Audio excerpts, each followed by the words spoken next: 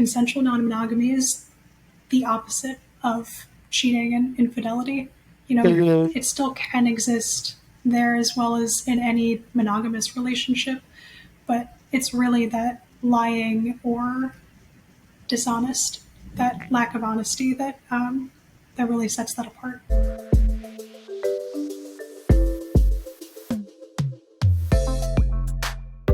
And so what about some, whether it's reasons or a point in the relationship where exploring that or going into that is not helpful or not recommended or beneficial, if you've seen that in relationships?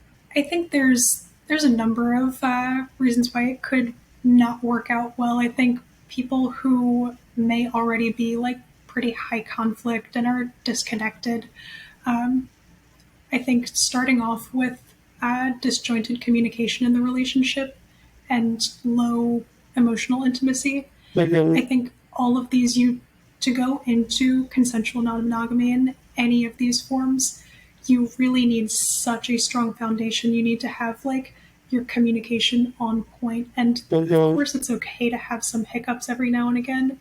But if you don't have that foundation like already in place, then it's going to crumble and crack away very quickly.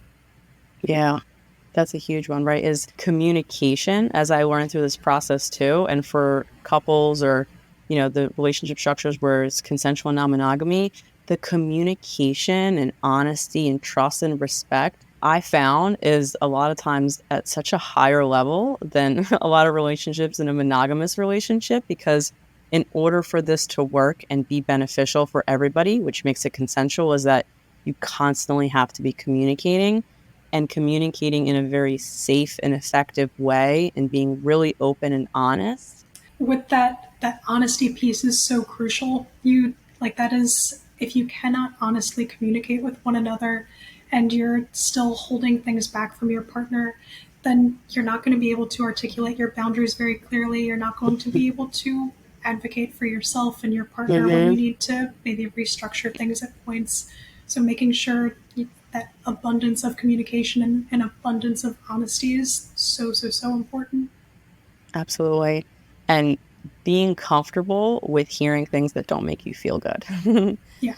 Right? Or like triggering jealousy, or understanding that your partner may be enjoying this other person or this other aspect in a different or more way than they are with you, right? Like if you are not good at receiving feedback or constructive criticism, this is going to be really difficult, because it's going to be constantly pushing those triggers and those buttons for you, which is going to create an unsafe environment, which will promote lying or hiding. Yeah, it seems as though, from at least an outsider perspective looking in, that you need to have a thick skin and you need to feel safe with your partner, where you can, share some of your own insecurities, they can share theirs, and you can have that safe space and be open to hearing from one another about all of that. Yeah. So a lot of security in your relationship, but I think also as an individual, a lot of security and confidence within yourself, because it's not for everybody, right? Like, I think it takes a particular person or a particular process to get to a point where you feel comfortable and safe knowing that what I can provide this person in my relationship is enough. And if they need something else outside of it, that's okay. And it doesn't say something negative about me or make me unlovable or unworthy. It's just that some people can love multiple people at once, or these sexual or emotional relationships increase our intimacy, not take away from it. Exactly. And I think one nice, I'm paraphrasing a quote I saw a while ago, but it's not at all that you're not enough of a person in a polyamorous or consensual non-monogamy relationship. It's that maybe the other person just has so much love to give that your cup may be filled up and they are still kind of overflowing and want to share that with another person. And I thought that was a really beautiful kind of reframe of all of that. Yeah, I really like that. That's interesting, because there are very loving people and they can give so much love, and they can give that to multiple people or in different ways as well. Yeah, absolutely. And it's really, really cool kind of getting to learn more and see how these couples work and see that there is so much love in all of these relationships. I think a tough part for some people or a lot of people, right? Because this is still very stigmatized, even though at this point it's the most accepted it's probably been ever in time in history, at least in our Western culture, right? Because there's indigenous cultures that have been doing this for so many years. But is that this understanding or this script of like a heterosexual normative monogamous relationship, that there's almost like a scarcity mindset, right? Like, this has to be my person and I have to be able to fulfill all these needs for you. And if I don't, you're going to leave me. And that there's like this fear that if I'm not enough or they're not enough, we'll leave or we'll cheat. So it's constantly being scared of the partner leaving or having to do more, instead of recognizing that it's kind of impossible for one person to fulfill all the needs of their partner. That's why we have friendships. That's why we have careers and work and mentors in school. Like, I think that people can accept that piece of it, but it might be difficult to accept that they might have another romantic partner in that way too. Yeah, and you kind of hit it exactly of we already have multiple relationships in our lives. We don't expect our romantic partners to fill every single role. And even within having a romantic partner, people may just have a lot of expectations and a lot of needs that maybe not every single person can fill every single one. And it's okay to have more than one partner if that's what you need and that's what can benefit you in your relationship. I think a couple reasons that it might not be beneficial for some couples as well is feeling like it has to save the relationship, or almost feeling pressure, like, well, my partner wants this, I don't really want to, but again, I don't want to lose them, so I'll just do this to fulfill their need and kind of white knuckle it and hope it goes well, when those are not the best reasons, right? It's almost like, don't have a baby to save the relationship. Like, don't do an external thing to save the relationship. Work on it first and then try something different. Like we were saying before, you need that strong foundation. You need to be comfortable and safe with one another before you do this kind of really different thing together. And if you're at a point where you're like grappling and trying to save the relationship, making any major life change to try to stay together is not really going to work out the best, maybe. Yeah. And also trying to avoid cheating or avoid your partner cheating or accepting that they want to be other people, right? Because they're very different things. I think sometimes people confuse cheating and consensual non-monogamy as something similar or overlapping. And like you've mentioned multiple times, is the biggest difference in features that it's consensual. Cheating is not consensual. Cheating is something a person decides to do behind someone's back. Non-monogamous relationships is everyone's on the same page. I mean, there can be cheating within non-monogamous relationships if you step outside kind of the parameters of the things you agreed on or negotiated, or hide things from your partner, right? It's really the feature of lying and hiding that's so big in this piece. Right. So long as you are communicating upfront with your partner, being honest, and addressing boundary violations as they occur and setting clear boundaries, consensual non monogamy is the opposite of cheating and infidelity. You know, it still can exist there as well as in any monogamous relationship, but it's really that lying or dishonest, that lack of honesty that really sets that apart. Yeah.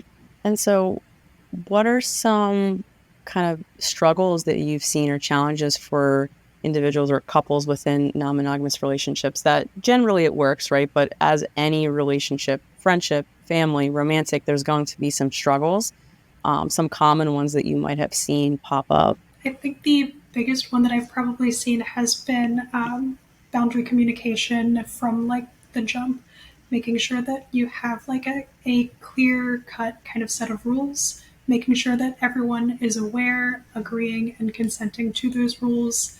And that can be a very challenging and lengthy process, just kind of getting all of that set up.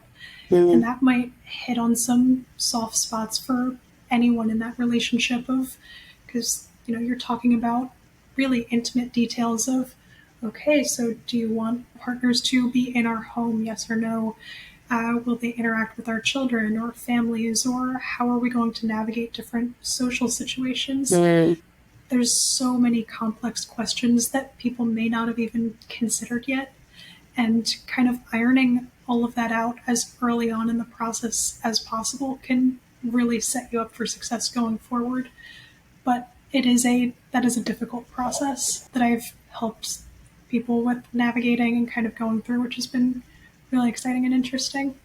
I Yeah. think I think the other big thing too that I've encountered is when the boundaries may not have been clearly set up and you get boundary violations where one person will be hurt at some action that may have gone on that they thought they may have been okay with, but then as it turns Mm, out, no, it was not going to work out, and kind of navigating through some of those boundary breaches there.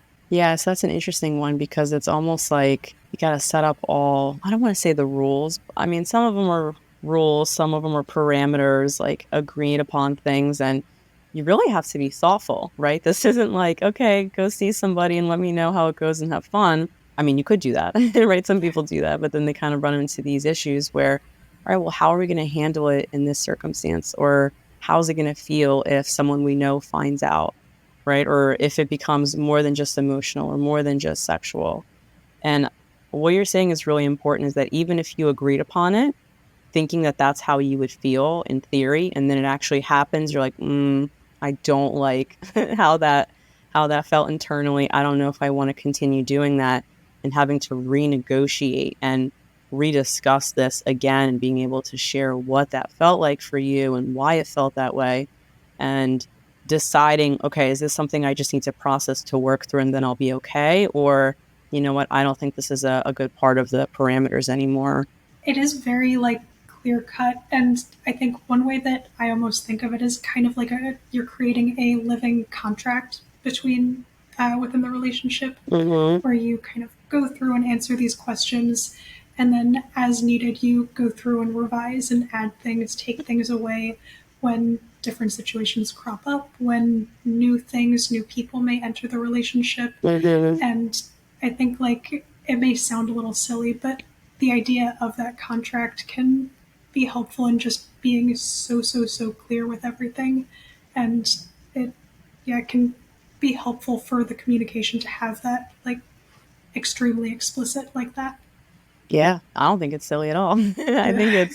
I think honestly, every couple should have some level or some degree of a contract, right? Where it's an understanding of expectations. Because I think a lot of relationships, particularly monogamous ones, is we kind of have a lot of assumptions about what we think our partners should do, how they should act, how they should feel, how we should act and feel.